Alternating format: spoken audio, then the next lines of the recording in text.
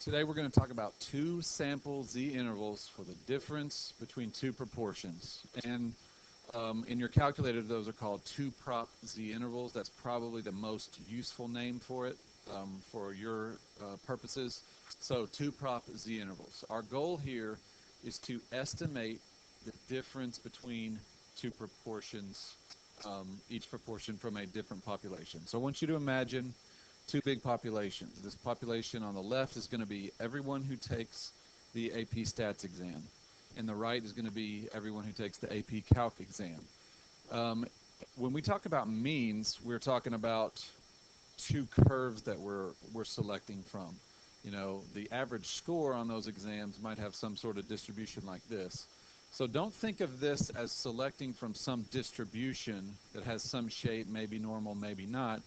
Think of this as choosing a bunch of yeses or nos. Remember, we're in proportion land now. We are talking about what percentage of people fit into a certain category. So we're going to use in my example towards the bottom, the percentage of people who score a 4 or a 5, score 4 or better. Sometimes 3 is considered a pass, but if your college is stingy, you'll need a 4 or a 5. So we're going to consider a 4 or a 5 to be a pass. Now, of all the people that take the AP Stats exam, there is a true number, a true percentage of those who score 4 or 5.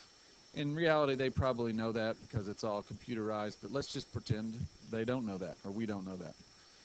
Same for the AP Calc exam. There is a number out there.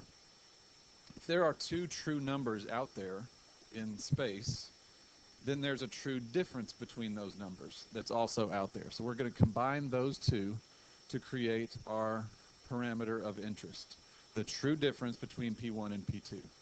We are going to use an interval to estimate that true difference. Okay, so here's the example question.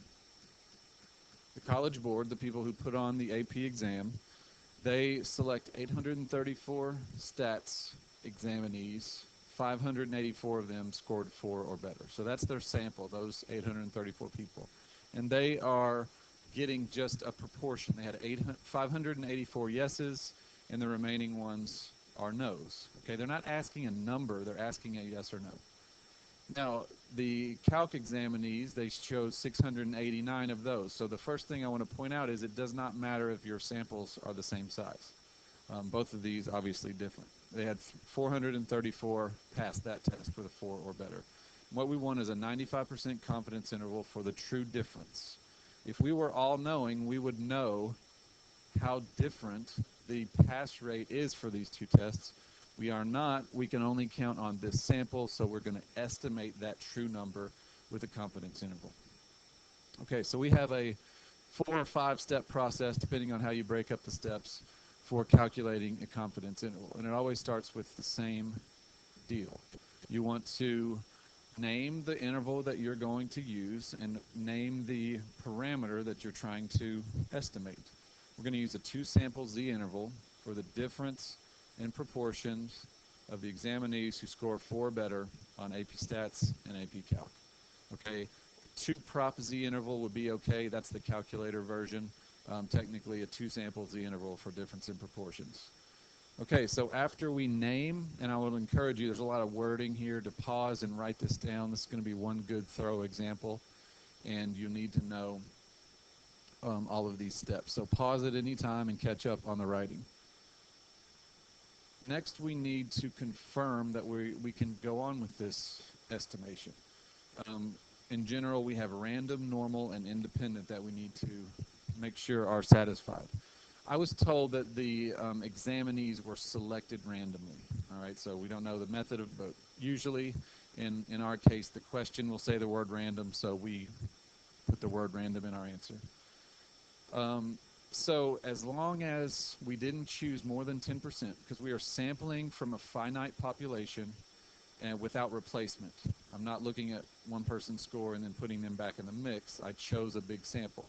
So as long as there are 10 times the samples, or 8,340 and 6,890 for those two tests, then we are going to have independence. Okay, and then for the normal condition, normal in proportion land is that NP and NQ are both 10. Now in a two proportion interval, we need both sets of NP and NQ to be bigger than 10. We had, hundreds of successes and failures on each test, so we're okay. And then there's no reason why one sample would have anything to do with another. Now, if you didn't choose randomly, let's say I found people, just to make it easier on myself, here's an example of convenience sampling that would backfire. If I selected a student and they happened to take both tests, and I said, okay, did you get a 4 better on this one? Did you get a 4 better on this one? That would not be independent, because those definitely have something to do with one another.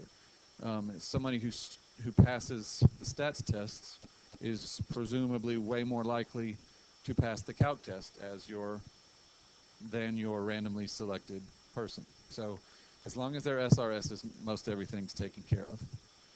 All right, so now to the calculations part. We have named our interval, we have named a parameter of interest, we have checked the conditions. Okay, so here's the formula. In this video, this is the first time you're seeing this, so make sure you get this yellow formula, put a couple circles around it. This is how you would calculate this interval by hand. Okay, the things we know are the two sample proportions. All we really know, we've got 4 numbers. We've got a sample size, a number of successes for 2 different proportions, 2 different populations, and we've got a confidence level. And we are constructing a 95% interval. So what I'll do is find each sample proportion, put those in for P1 and P2, 1.96 in for Z star, that's the critical value for a 95%. Remember, no degrees of freedom. There's no such thing as degrees of freedom in proportion land. And then I'm just going to go through and fill in the probability of success and failure for each of those in my 2 sample sizes.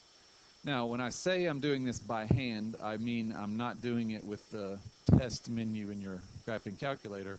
I mean I'm using just the normal calculator functions to type out this big formula. It's not that bad. You can type the entire list, as long as you're on a scientific calculator, with a minus, and then go back and type the entire formula with a plus, and you end up with these 2. All right, so about 2% to about 12%. That's the difference. And we had a higher percentage of passing on the stats exam. So we are 95% confident that this interval, 2% to 12%, if we rounded to the nearest percent, somewhere in there is the true difference in passing percentage of the 2 steps. And here's our famous sentence that sums that all up. Okay, I will encourage you to go to your calculator, go to 2 prop Z interval, and try to get numbers very close to these. The only difference is that my proportions were rounded and your calculator will be a bit more precise, but they are both very close. And just to get used to using that, in practice, you're most likely going to be doing this in your calculator, so be familiar with that. If you will do that and check, I am 95% confident that you will be awesome. Young out.